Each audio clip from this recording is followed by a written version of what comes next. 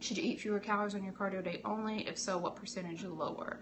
You don't need to eat less on your cardio day. A lot of people do find that they are hungrier on one day over the other. For me, it's lifting. Lifting days, I'm like starving, like eat the floor hungry. So I allow myself to eat a little bit more. And for some people, it's cardio. For some people, cardio makes them super hungry. But obviously, depending upon the type of cardio that you're doing, like your body may or may not have adapted to it, so you may not be burning as many calories as you think. So if you're hungry or on lifting days, then feel free to eat, but you don't have to eat less, like on purpose. So it's just a matter of making sure that you're also listening to your body. Sometimes we're trying to force ourselves on days that maybe we're sick or we're not as active.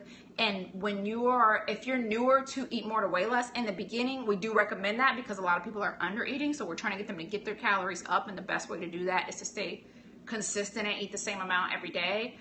But if your body is now accustomed to eating the right amount, you've gone through the metabolism reset, or you never really went through the super low calorie diets in the first place, then you can feel free, once you have a healthier metabolism, to kind of zigzag your calories a bit based on how active you were that day and how hungry you are. You know what I mean? Because I'm a firm believer of, if you are hungry, eat. That's one of the biggest problems that we run into, is that a lot of us train our bodies to ignore that hunger. We try to like stifle it because of dieting, so we want to fight through it all the time.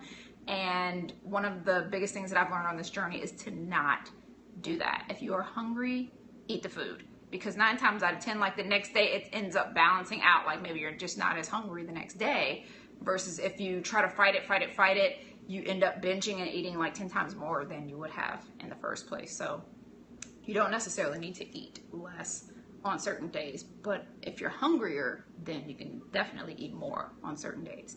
And like I said, a lot of the low calorie strategies and even the like zigzagging and carb cycling and things like that can just eat, but as you said, fix the food. Yes, fix the food first.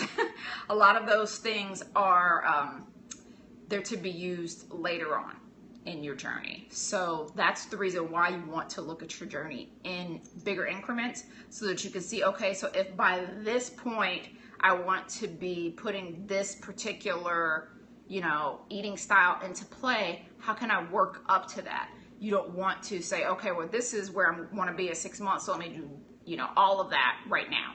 So the same way that you don't want to do it all with your workouts, you don't want to come out of the gate doing like 5 sets and working out for an hour and a half, like your first week of working out, because eventually your body adapts to that. And then what? You have to work out like 2 hours for, the next few months.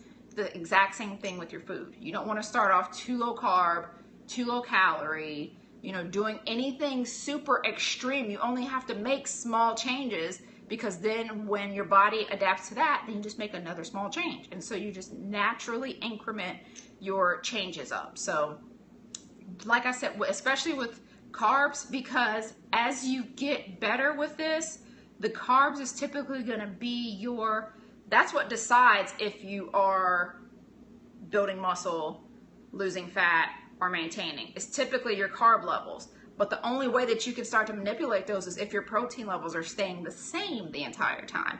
So I would not suggest cutting carbs if you haven't gotten your protein to a point where it's supposed to be, because the only way that you can lower your carbs is if you have an increased protein intake, because the less you eat, the higher your protein intake needs are. So a lot of people feel like, oh, if I just cut the carbs, then I'll get all these results, because, so many diets are really, really low in carbs.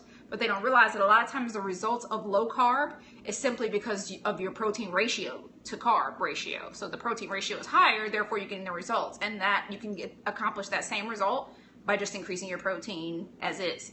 So it's just one of those things that people don't, you have to look at the why behind why something is working. So, or with something like with low carb, often people don't realize that it's because they're higher protein. And with intermittent fasting or something like that, sometimes people don't realize you just lowered your calories.